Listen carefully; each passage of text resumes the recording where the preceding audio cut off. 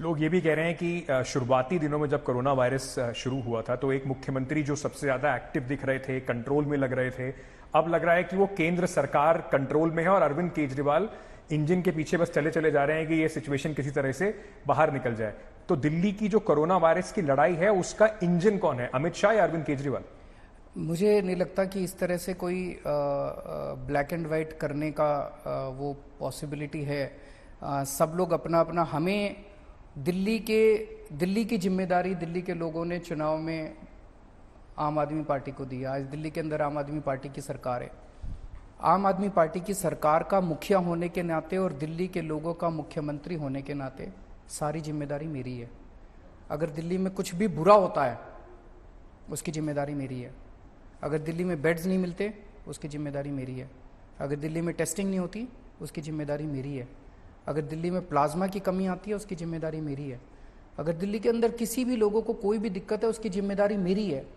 और उन दिक्कतों को पूरा करने के लिए मैं किसी के भी पास जाऊंगा, किसी के पैर पकड़ने पड़ेंगे उसके पैर पकड़ूंगा। अगर मेरे किसी के पैर पकड़ने से एक आदमी की जिंदगी भी मैं बचा सकता हूं, मेरे को कोई गुरेज नहीं है उसके पैर पकड़ने से। दिल्ली में अभी शुरुआत में ये दिखाई पड़ा कि अमित शाह आए, वो लाजपत नगर LNJP हॉस्पिटल गए, राधा स्वामी सत्संग वाला जो जहाँ पर ये पूरा 10,000 बेड का पूरा फैसिलिटी बनाया, आपने एक ट्वीट किया, उनको निमंत्रण दिया कि चलिए साथ में जाके उसका इंस्पेक्शन करते हैं। उन्होंने एक और ट्वीट करके बोला कि ये बात तो पहले ही तय हो चुकी है। इसको देखा जा रहा है कि कहीं ना कहीं क्रेडिट की लड़ाई चल रही है कि अरविंद केजरीवाल काम अमित शाह ने शुरू करा दिया है और अरविंद केजरीवाल क्रेडिट लेने की कोशिश कर रहे हैं। आपकी ऑपोजिशन तो कम से कम, और जो लोकल यूनिट बीजेपी की है वो तो आप पे यही इल्जाम लगा रही है। सारा क्रेडिट उनका, आपको नहीं चाहिए? पॉलिटिकल नुकसान नहीं होगा इसका? सारा क्रेडिट उनका। और दिल्ली में जितनी कमियां हैं इस टाइम वो सारी मेरे सर पे। उन कमियों को दूर करने में मैं अपनी जी जान लगा रहा हूं। लोगों की जान बचाना मेरे लिए इस टाइम सबसे बड़ा धर्म है। मेरे लिए क्रेडिट की लड़ाई नहीं है। आपको नहीं लगता कि इसका पॉलिटिकल नुकसान होगा? लोग सोचेंगे कि वोट तो मुख्यमंत्री जी को दिया था, अब वो कह रहे हैं कि क्रेडिट अगर कुछ अच्छा हो रहा है तो वो अमित शाह कर रहे हैं। तो लेने दो ना सारा क्रेडिट। मैं राजनीति नहीं कर रहा, मेरे को राजनीति नहीं करनी। राजनीति मेरे को करनी भी नहीं आती। राजनीति मेरा मकसद भी नहीं है। मेरा मकसद लोगों की सेवा करना है। मेरा मकसद लोगों की जान बचाना है। मैंने अपने सारी पार्टी के लोगों पर कहा, आप देखेंगे ट्विटर के ऊपर देख रहे होंगे, कोई बीजेपी का बड़ा नेता कहता है मुझे प्लाज्मा चाहिए, आम आदमी पार्टी का वॉलंटियर जाके उसको प्लाज्मा दिलाता है।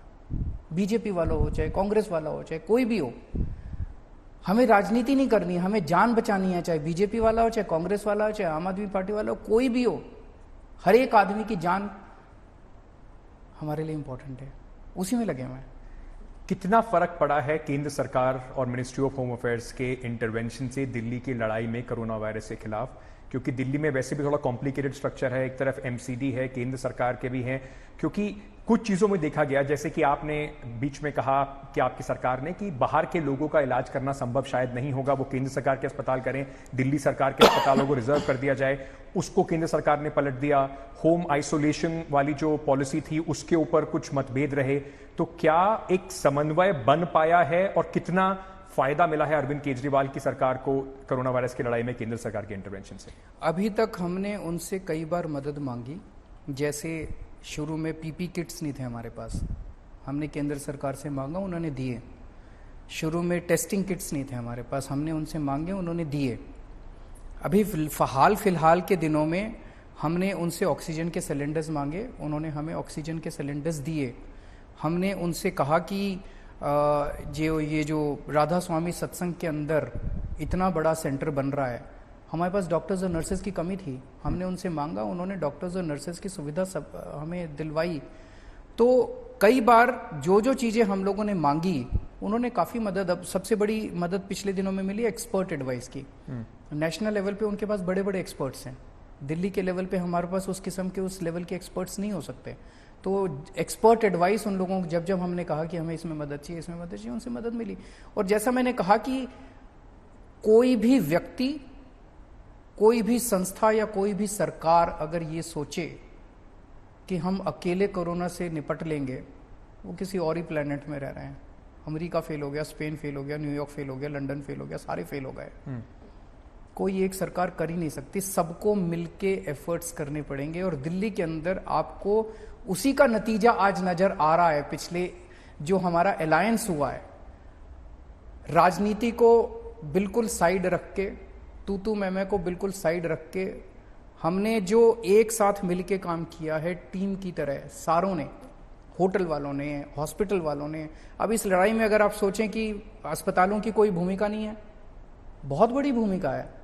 आप ये कहें कि होटल वालों की कोई भूमिका नहीं है, बहुत बड़ी भूमिका है। मैंने जो बेड्स, हम लोगों ने बेड्स की जो त्राही हो रही थी, 4 दिन के अंदर बेड्स की जो संख्या बढ़ाई, वो इन्हीं लोगों की वजह से बढ़ाई, इनके साथ लेके हम लोगों ने बढ़ाई। टेस्टिंग की जो व्यवस्था बढ़ाई, वो लैब्स के सहयोग से बढ़ाई, लैब्स वालों से हमने बात की। तो सब लोगों का साथ है, सब लोगों के साथ से सब लोग आगे बढ़ रहे हैं। इसमें कोई भी क्रेडिट की लड़ाई नहीं है। और जैसा मैंने कहा कि सारा क्रेडिट उन सब लोगों का, और जो कमियां हैं वो मेरे जिम्मे हैं।